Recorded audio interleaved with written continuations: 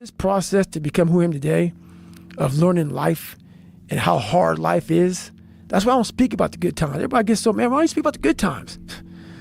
I don't need to help you through those, brother. I do not need to help you. You don't turn on David Goggins for the good times. You turn on David Goggins when you don't feel like doing shit. How are you going to react? How are you going to react? Like, all that training goes out the fucking door when you're in the fucking cold water and you're fucking miserable, and it's the first hour of 130 hours of Hell Week, and that first wave goes over your head, and you're the coldest you've been in your life, and your mind goes from hour 1 to hour 130. All that fucking self-talk and shit, dude, you ain't thinking about that. You think about getting the fuck out of here. But if you live this shit on a daily basis and you know how to calm your mind down, the self-talk will help. All that stuff will help. People talk about discipline and fucking determination and fucking, repetitions and all this shit. Consistency. Why people fall off the wagon so often is because their mind is full of shit. There's no room in that mind for discipline. There's no room for consistency. They may do it once or twice, but then the mind takes over and that cluttered fucking garage comes in, and then it's like a circuit breaker, man. The circuit breaker just overloads and it fucking sparks. You take that hot, warm shower, first thing that comes to your fucking mind is, why the fuck did I quit? So what keeps me going? I've quit several things. I know what's on the back end of fucking quitting. It's a lifetime of thinking about, why the fuck did I do that? And I ain't fucking doing that no more. But usually we react. We have pain, we have suffering, we react. And we react about, get the fuck out of here. We gotta go. It's those people who are able to control that fucking feeling of fucking flight and say, nah, motherfucker, there's a way through this. It's not gonna be here forever. I'm not cold right now. I went through 3 of them. I'm not cold now. I'm in a nice warm studio with you. You gotta think about that shit. The shit's gonna end. It's gonna end, but we don't know that. We don't think that. At that time, it's gonna last forever. You can achieve a lot of shit if you get off your ass and you start moving and you start motivating yourself. You start becoming a self-motivator. So I started front-loading. I went from like 1 mile. 1 mile was a great accomplishment. 2 miles, and then from 2 to 3 was a big one. Then I went from 3 to 6. And then, like, they have a warning order that they give people to get ready for buds. And the whole thing was running 6 miles 5 days a week. And that was my goal. And so I just I failed, I go back to scratch. I use some positive motivation. I have like 1 day where I'm like fucking defeated. But I started realizing this is part of the process. This is part of the journey. I had to realize this is part of my process. I wanted to feel something besides defeat. I wanted to just go the distance. And that going the distance pushed me to a point of where now I go way past the distance. That motherfucker getting up, not winning, just by him getting the fuck up. Apollo Creed was champ. He's the best. Rocky had taken his soul, had literally taken his soul. His head goes down. He looks at him like, what the fuck are you? I wanted to be that, not Rocky. I wanted to be the guy that people looked at. I don't care if you liked me or didn't like, I don't care. But it said, this motherfucker is gonna keep coming after whatever the fuck is in front of him. I wanted that. I wanted that. I wanted that worse than anything in the world. I see fighters, I see runners, I see people who they're great, but they get to the edge of their talent. It's like, fuck, man, what's up? Because you're now at the point now where your talent ain't gonna do shit for you, my friend. Now it's the mental game. And that's where people get lost in life, get lost in that next level. And that next level is found for me in the things that I do. I'm just misunderstood. It became this different mindset. I turned negatives into positives. So I would take it like, who would even think about doing this? So I would sit on my couch saying, who at 297, who can't fucking swim that great, who's scared of the fucking water, would have the fucking balls? Who had the balls to fucking man up, quit a job, and go and just put everything on himself? That's how I started talking to myself and putting myself in a whole different category, and that would fuel me the next day, and I just kept using that as fuel. No one would do this shit. No one would do this shit. You're the baddest motherfucker around. You're the baddest motherfucker ever lived. And I just kept fueling me with the right kind of message that I needed to hear that I was never telling myself. And through time, it became reality to myself. If I'm not good enough, we always say that shit. I'm just not good enough, and then we try something else. I'm gonna fucking make myself good enough. And that became my mentality. I'm gonna make myself good enough. And so I'm misunderstood a lot, but that's all it came down to. I made myself good enough. The days I couldn't run that far, the next week, I would do 2-a-days. So on the running, if I ran a quarter of a mile, I wait a fucking couple hours, it'd haunt me, bother me. I try to run a half a mile the next time, same day. You can do more than this. If I had to walk, I had to walk. It just became just a process of grinding and grinding, and grinding is not even a good word for it. It's not even a good word for it. I don't look at anything as failure. Because when you're willing to try to do something, not trying is failure. That's not some after school special shit. But when you're able to go out there is no failure. It's attempts. Because when you're trying to do something that's bigger than you, whatever you are, whoever you are, if you're paralyzed, you're trying to walk one step and you didn't fail, motherfucker. That was your first attempt. If that's your biggest thing, that's how your mindset needs to go into everything. Quote that was said, I don't know who said it, but it was a great quote. This guy said, going into combat, going into war, out of the 100 men that go into war, 10 shouldn't even fucking be there. 80 of them are just targets. 9 do most of the fighting. 1 is a warrior. And it's a true quote to life. I saw it going through training. I saw it everywhere I went. There's so many people who just show up to life that shouldn't even fucking be around. And there's few people who do all the work. I wanted to be part of that 9, and I'm working towards being that 1. And that's just how I live my life. For too long in my life, and it got me in trouble. For too long in my life, I wanted to be accepted. Growing up, I lied. I fucking did what I could. If you fucking like UFC and I didn't, I love it. I love it, man. Let's go fucking watch it, man. Be my friend. Be my buddy. That fucking weak ass shit. I found out through this path of life, who is David Goggins? Who am I? So going through I did it alone. There was no fucking trophy on the fucking wall on the mantle. That trophy's in my fucking brain. No one helped me get there. No one paid my fucking bills. No one did shit for me. No one ran those fucking miles, lost that fucking weight, went through I suffered on my own and developed this man who said, it's who I am, man. A very competitive, ultra competitive dude that take it what you want, man. Failure is a big word that gets people down and shit. We give so much power to words. I don't. I take the power right away. I didn't fail shit. I always equated training to mental toughening. Like, it always looked brutal. People waking up early and doing all these things, and it looked horrible. I was like, wow, man, I got to start doing that.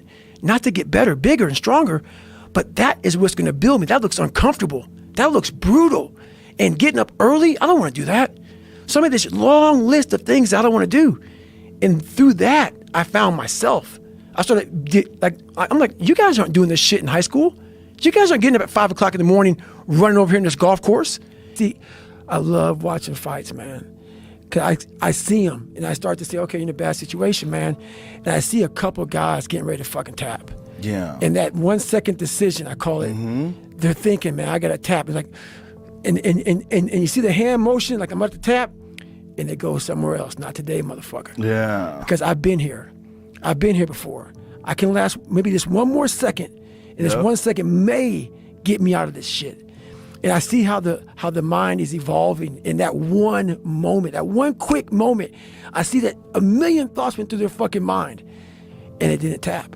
So I started seeing myself very differently than the average human being. I was like, hang on a second. I have something they don't have.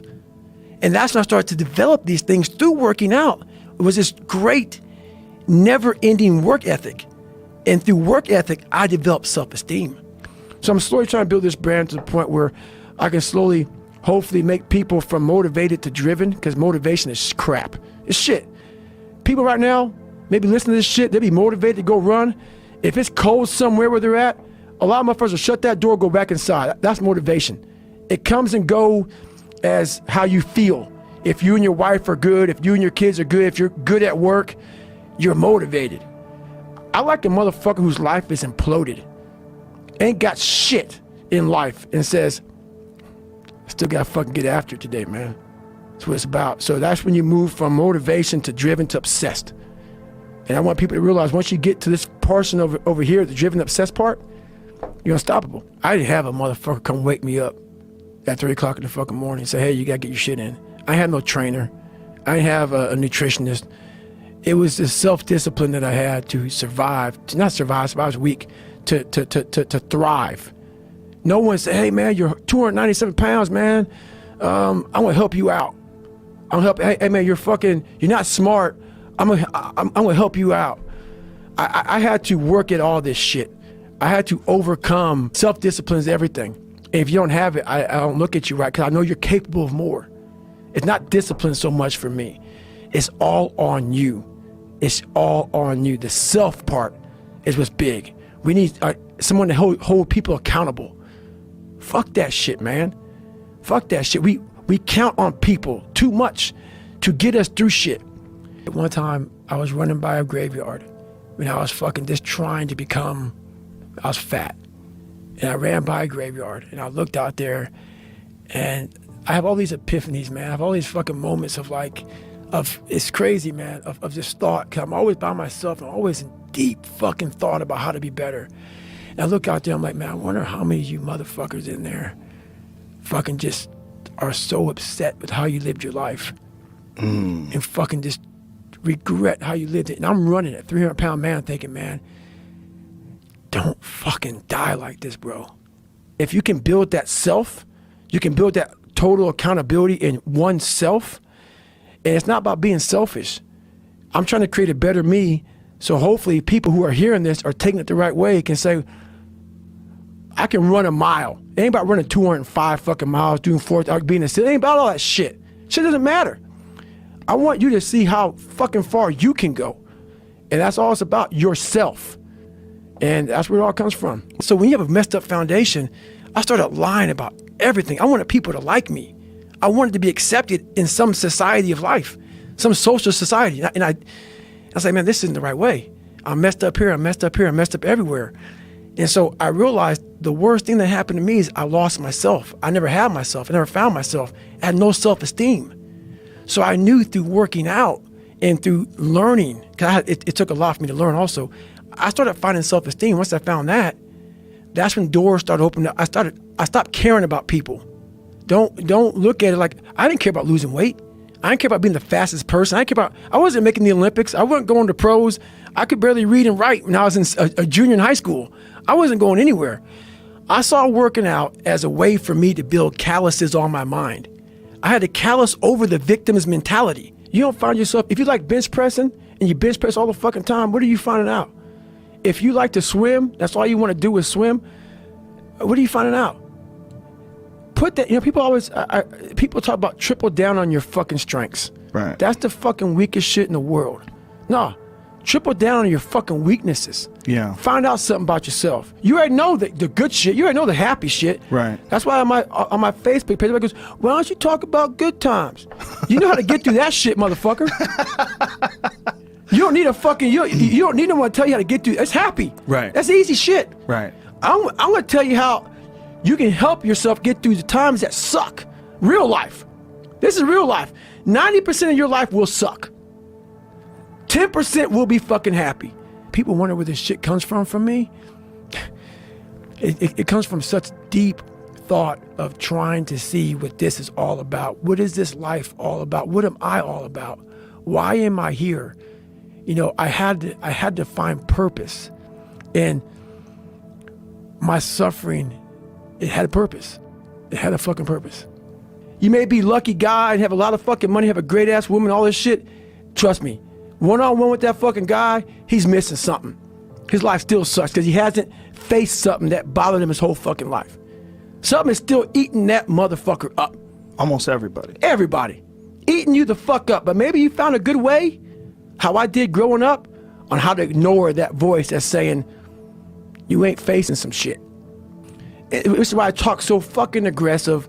People say, man, do you believe in God? You cuss so much. When I say fuck, it's letting you know what I'm thinking. If I try to make it all pretty and shit, that's not what my life was. It was a violent struggle daily to get where I'm at today. I'm not gonna water it down. Shit wasn't fun. It ain't fun today, but I'm happy. I'm training for life. Mentally, I'm training for life. I'm not training for to lift 400 pounds. And I found out on my own pretty much, is that through discipline, through self-discipline, through repetition, through tons of repetition of the same thing that you don't want to do, and that's the key thing. Through repetition of things you don't want to do, you develop mental, like an armor for your mind. You start to armor your mind, because your mind's like, okay, we suffer every day. That's what we do. We do stuff that sucks every day. So then when the suck stuff comes, you're ready for it. And that's how I started coming up. I just started being very uncomfortable. And now it's like just a way of life. I became the most obsessed person on the planet Earth.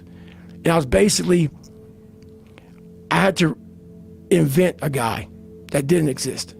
I had to invent a guy that can take any pain, any suffering, any kind of judgment, be called whatever the fuck in the world, and be able to stand in the fucking room and say, go fuck yourself. I had to build this callous mind, and I built it through suffering. And most people can only perform to their talent, and they realize, man, why am I always messing up right here? Why is this like my big hurdle? It's because you're performing to your talent. And then after that, your mind has nothing for you. If it was raining outside at 3 o'clock in the fucking morning, if it was snowing, the first instinct is don't go out there and do shit. My instinct was, we gotta fucking go out there. Anything that was fucking horrible in my life that I would normally say no, that was inhumane to most people, I had to go do it. And I started callousing my mind at this point in my life. Where's greatness in that, man? Yeah. You can't fit discipline into that. You can't fit structure. You can't fit consistency. You can't fit the grind. And then when you try, it just gets fucking, it gets fucking overrun by the fucking clutter in your fucked up mental garage. I went through 3 Navy SEAL Hell Weeks in 1 year. Only guy to ever be in 3 Hell Weeks in 1 year, to my knowledge. The first one I didn't make it through. The next 2 I did. And that I just didn't. I didn't stop anymore from there. And I started realizing through this process that the fucking mind is what you created. This is going beyond your talent. So when there's no more talent, what happens to you? Most people quit. People only go to their talent level. And once their talent level is gone, it becomes a mental game. That the whole mental game sets in then. I started opening different doors that I didn't think were even there, that I didn't think even existed. And the more doors I opened up, the more I started realizing that my potential is damn near endless. And it changed my whole mindset. So I went from David Goggins and I created Goggins. And that journey is a priceless journey that is hard for me to even explain to people because it sounds so quick and easy. Like I lost this weight and I went through 3 Hell Weeks, I went to Ranger School, went to Delta Force Selection, whatever it is. It was brutal. It's a brutal journey every fucking day. And it was, are you happy? If anybody knows my life story, and I'll try to give you just a snippet of it, where I'm at today is in front of Joe Rogan telling you my life. To get through where I became, to get through where I'm at now, there's nothing but pride I have for myself that I can't really show people. Because I have this face that they see like, are you happy? What's wrong with you? I'm driven. I'm obsessed. And that's what you see. That's it. I know how to self-motivate.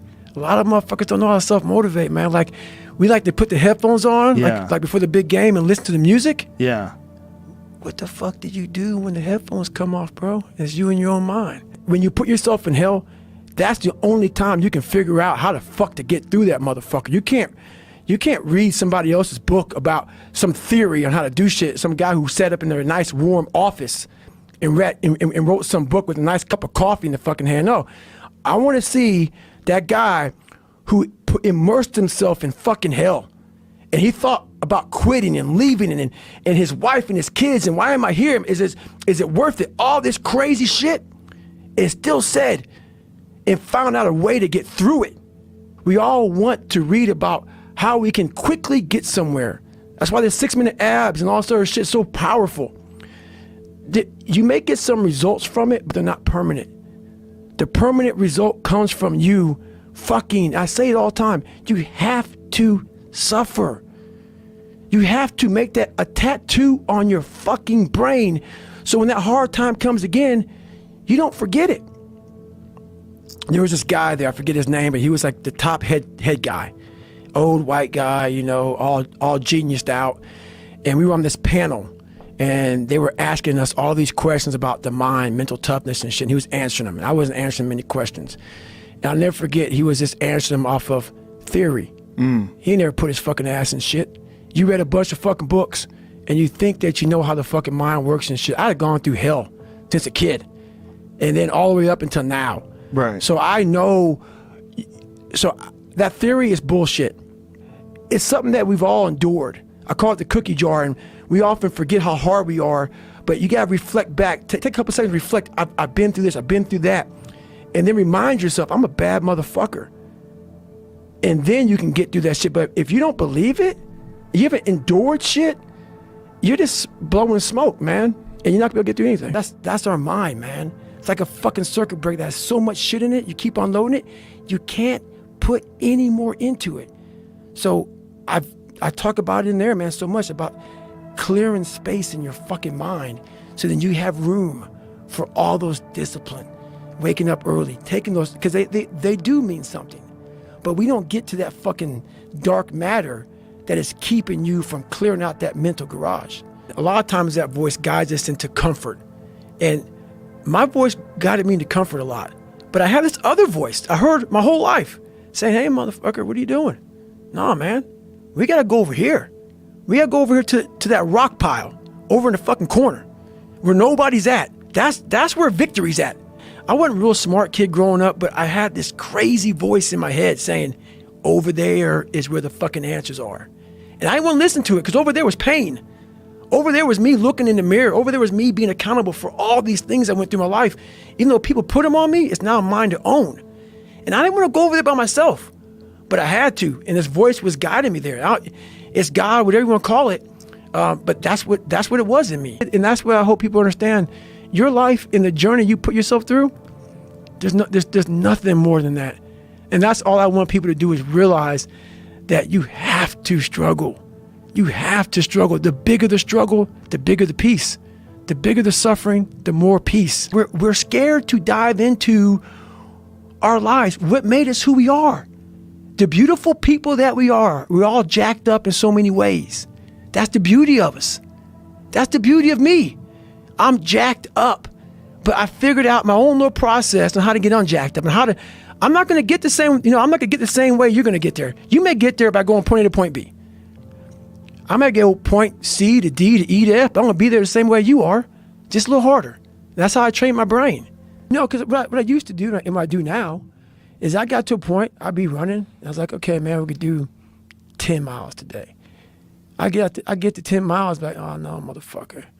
That fucking demon that I let out every fucking morning that walks the streets at night, he comes and say, hey, no, bitch, not today, man. There's somebody out there that you don't know, have never fucking met in your entire life that is doing 12, 13, 14. You're going to do another one. And when you meet them, you ain't going to be fucking ready. So Goggins kept on running. You have to take great pleasure in the fact that no one wants to be where the fuck you're at right now. Great pleasure in that. It most makes, it has to bring a passion out of you. It has to bring something very, very weird out of you, man. Like, people don't really understand what that is. When you're in the worst environment possible, the worst situation possible, and everybody's looking like, God, man, I hope this ends. And you see that. Time slows down and you see that. You're feeling that. Everybody has that look on their face like, God, this got to go. I don't want to be here anymore. I was 290 pounds twice in my life. I do not like to do the things I do, but there's humongous satisfaction from doing it. There's humongous satisfaction from lacing your shoes up saying, I don't really want to go for a run today. And then running. And then getting back and saying, wow. I did it. I did it. Yeah. And that's what it's about. It's about these small steps to doing things you don't want to do. You know how it is when you fight somebody and you broke that motherfucker. He's like, oh God, man, I don't want to go back to the next round. And you feel like, my God, I can fight all day. I can fight all day long. That's what taking souls is. But you have to have the will, the heart, the courage to go that distance when you're exactly jacked up. You have nothing left to give and give more. And whatever my 100% will be, I don't know what's going to happen to me. Tomorrow, everybody's like, what if you can't run? I will figure what the fuck I can do and do that. That would be my new 100%. You must continue to find your new 100%. Whatever life throws at you, you must find what you can do now. What separates me from a lot of people is they go into a daunting task, and the task is overwhelming. Like when I heard the pull-up record was 4,020 pull-ups, and I was talking about breaking this record, people are like, oh my God. I went right to a pen and paper. They go, what are you doing? I'm doing the math, man. What are you talking about? I'm open-minded to the fact that, okay, if I do 5 pull-ups in a minute for so many hours, I can get so many pull-ups in. How much time do I have to rest? I was breaking the math down. You have to be open-minded to the possibilities that I can do this. Man, I fail a lot, dude. I fail all the fucking time. They go, how do you handle it? What I'm trying to do, and this isn't being arrogant, man. It's being real. Not many people are trying to do. So there's not many people who can even open their fucking mouth and criticize me when I do fail. Once you shut your mind down to the possibility that it can be achieved, there's no way it can happen. So that's why my eyes and my body light up about things, because I know that if you're in a fight, you have to attack. You have to keep attacking. The enemy has to know he is not going to give up. You must break the soul of whatever the fuck is in front of you. That's what I realized. I was never breaking the soul of anything in front of me. So that's why I came up with a thing called Taking Souls in my book. I started to devise ways to break a soul of a human being, of an object, of whatever's in front of me. If you keep on attacking something, nothing wants to stand in front of anything that is relentless. I always fix the things on the surface. So if I couldn't read and write, I learned to read and write. I would always fix these things on the surface level. And so whenever something hard would raise its ugly head, I didn't have any kind of tools to handle it. I'm like, man, I thought I fixed this already, man. But no, I didn't go deep into the dungeon of my soul to say, okay, what is making you a quitter? What is making you a weak man? What is making you afraid? And so that's why I kept on quitting and going back to start, or not knowing how to get through hard times. I dissected it while I was in hell, because you can't dissect anything in a normal environment. You can't dissect anything in 72-degree weather. You must put it in the fucking freezer and freeze the fuck out of it. And then you dissect it. Dissect it when it's miserable. Dissect the brain when all it's thinking about is, I need to get out of here, man. I want to get out of the fucking freezer. Open the door. And he said, nah, 5 more seconds, man. 5 more seconds in the freezer. And that's when you start to pick that brain apart. And that's what all this stuff did to me. I kept on putting myself back into the freezer or the fire and beating the shit out of myself, mentally and physically. Before I knew it, this is what happened. What's funny about that, man, I see these older guys who are still fucking grinding hard. People always talk about father time. Yeah. Father time doesn't get you, man. It's father fatigue. It's father fatigue, man. Like I see these guys who have been in sports for a long time, fighting, of basketball, football, whatever it is. Yeah. And it's that grind. It's that everyday waking up grind. It's not father time, man. It's the fact that, you know, I gotta go do it again. Yes. I gotta do it again. So I have people now. So when I was in the worst part of my life, those people want to bring you back in. Those people, like you can see who you hang out with, like when you're in your worst. And when you're trying to get better, what makes it hard to get better is that you are hanging around people who, like, let's say you are an alcoholic. You hang around people who drink. And let's say you want to stop drinking. Those people want to bring you back in. Like, I used to be this guy who wasn't worth anything. Now those people who are still there, they're 16, 17, 18, 30 years ago, they're trying to get you back there. So the hardest part, you got to see who you're hanging out with, man. You got to hang out with the people who you want to be like the most. Why are you getting up again so early? Why are you doing this? Why are you doing this? The people you're hanging around with will suck the fucking life out of you. Yeah. Sometimes you just got to be alone, man. Get your shit in. People don't want to go in deep, man. All the answers are inside of you. It's a very primitive way. How this book is written, it's primitive. It's very barbarian. It's how we all think. It's how man once walked the earth. And then we get all soft and all this computers and shit. And we start going away from the most powerful thing we have is our fucking brain. It's our mind. And we don't use it anymore. So, you know, it's like everything has to be so quick.